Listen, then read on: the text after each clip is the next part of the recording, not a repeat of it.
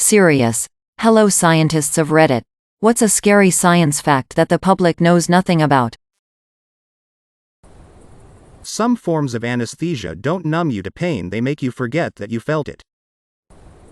Scientific literature conclusion on Alzheimer's disease and other neurodegenerative diseases in general is that the diseases start decades before the first obvious symptoms and that we need to treat them at this stage. When you exhibit obvious symptoms, it's too late, your brain is already mush. If you get diagnosed with Alzheimer's at 65, you had the disease since your early 40s at least. And you experienced very mild symptoms but didn't notice it.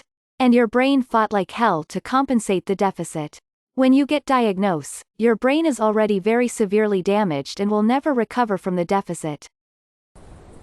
If your dog swims in a lake after receiving a spot on flea treatment, it absolutely decimates the invertebrate population. A large dog swimming in 8 Olympic swimming pools worth of water soon after treatment will leach enough neurotoxin to kill 50% of the lake's invertebrate population within 48 hours.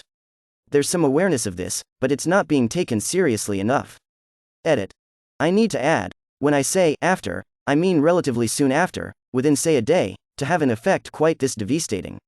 The leaching does reduce over the month, but it's still there, and the effect of multiple dogs still allows for a terrible buildup of chemicals. Small asteroids are hard to detect, but can still cause massive damage to towns. Prions. Misfolded proteins that cause a cascade of protein misfoldings that lead to amyloid plaque buildups, resulting in uncontrollable neurodegeneration that is fatal in 100% of cases within 2 years. There is no cure. We don't understand what causes it. We don't understand the mechanism of the misfolding cascade. We don't even fully understand the structure of the misfolded proteins. It could in theory happen to anyone, at any time, and there's no way to tell until you start showing symptoms, at which point you might have 18 months to live, if you're lucky, the last 6 of which will be intensely unpleasant. Most of the faults that are capable of causing large earthquakes have never been mapped. Coronavirus/COVID-19 was not surprising nor unexpected by people working in public health. And it's not the worst-case scenario by any means. Ironically, the success of public health has been so dramatic over the past 150 years, that politicians and the general public forget how important it is. And how much authority government officials have in a public health crisis. Despite what advertising tells you, it's really hard to claim that something is scientifically proven. Why? Proving causality is complicated and expensive.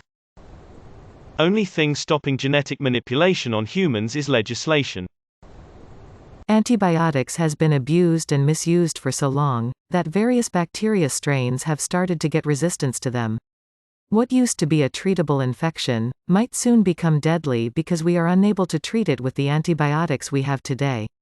There is research to try and find other ways to treat antibiotic-resistant bacteria, but until then, please use prescribed antibiotics until they are finished, not until you feel better. If unsued, do not flush them down the toilet or put them in the bin. Give it to a pharmacy so they can discard them correctly, and use antibiotics when necessary. Some countries give them willy-nilly while others are more conservative. Everyone knows about scurvy, but the reason it's so terrifying is usually less known. You see, scar tissue is not permanent. The process to build and maintain scar tissue is constantly ongoing. When you become vitamin C deficient, your scar tissue starts being reabsorbed by your body, opening up any and all old wounds. If you have ever had surgery, those internal incisions will open back up. Fortunately, it doesn't take a lot of vitamin C and it's abundant in our food sources, but it's still a little creepy that you could just start falling apart without it. Edit. FYI, too much vitamin C can lead to stomach cancer. Vitamin C is basically citric acid, so eating a ton of acid regularly is bad. Edit 2. Citric acid is not vitamin C, but is closely related, and is actually ascorbic acid. If you look up and see an asteroid in the sky, about to hit Earth, you have about 1 second to react. It's fairly easy to clone humans. We don't fully know how general anesthesia works. If you live in the Netherlands and your house is older than, let's say, 100 years and you have not renovated your plumbing, chances are fairly high that you can get lead poisoning. It is impossible for water treatment companies to pinpoint where they are and how many, and many building plans do not include the plumbing schematics. So check your pipes for lead, they can do harm, especially to children. Helium. Fun for party balloons. Everybody likes a squeaky voice. Except helium is a vital component of various high-tech devices such as MRIs. Helium is also light enough that the Earth's gravity cannot contain it. And we are running out. Not today, not tomorrow, but we are frivolously wasting it when we should be jealously hoarding it, and eventually we won't have any left, and a lot of our wonderful technology will suddenly stop working. There were once sea scorpions the size of a great white shark. During World War II, when America was working on the first nuclear bombs, they hadn't finalized the maths on whether or not a nuclear explosion would cause an ongoing reaction with the atmosphere, thereby igniting it and eradicating Earth. A repeat of an earlier post, but damn does it fit so well. The original nuclear bombs leveled the cities they detonated over, yet are considered puny by today's standards. The most powerful nuclear bomb ever created, the Tsar Bomba, had an explosive yield 3,000 times more powerful than the original nuclear bombs, and its power was calculated to be more than 10 times the combined power of every single munition used in WW2. That includes every bullet fired, every grenade thrown, every artillery shell fired, every bomb dropped, and of course, the 2 nuclear bombs dropped. It was detonated 4 kilometers from the ground over the remote Severny Island, yet still completely destroyed towns within a couple hundred kilometers of the blast and broke windows as far away as Copenhagen, Denmark. The shockwave from the blast circled the globe 9 times. The plane that dropped it was given a 50-50 chance of survival. Yet, the bomb was originally designed to be twice as powerful. Edited to add further clarification. Edit 2. Thanks for all the upvotes, folks. Cancer geneticist here. Most cases of cancer that are sequenced generally just denote the prognosis or how long a patient has to live, rather than treatment options. People always say let's cure cancer, however, this simplifies cancer as though it is only one disease. It's far more complicated than that. I studied at one of the largest cancer hospitals in the world where the motto is to make cancer history, but the only obtainable goal is to make it chronic.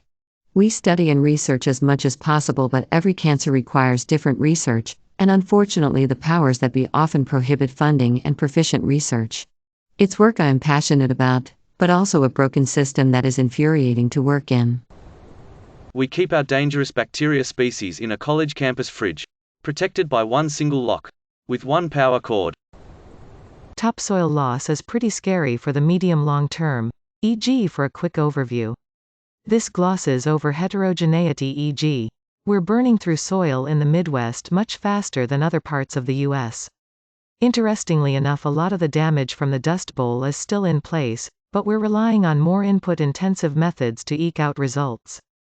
Fertilizer runoff is also causing a giant anoxious dead zone in the Gulf of Mexico. The nutrients feed algae, which has a population explosion and rots en masse.